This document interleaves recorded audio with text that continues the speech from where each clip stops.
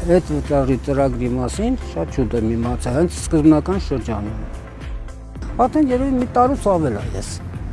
Ու ստանում եմ 12% հետ վճար։ Կանխիկ ճիշտ ասած չեմ օգտագործում, ինչ եղել է այս ամեն ինչը, ես այդ գնումները ամեն ինչ տնտեսական, ինչ որ կա, դրանք իմ թոշակի քարտով եմ ստանում, անկախ։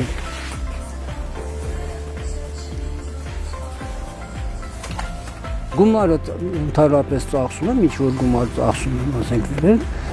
տան հիգիենիկ սանիտարիական պարագաների վրա, սնունդ,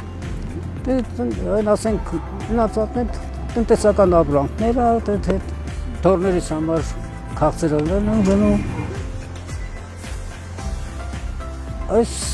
ծրագիրը շատ նպաստավոր ծրագիր է։ Քիչ չի, որ ավելանում է կենսա թոշակի վրա, դա արդեն ոնց որ ասած թոշակը բարձրացել է։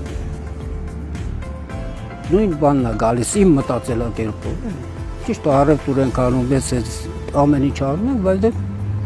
ամիսը գալիս է ամսի 20-ը,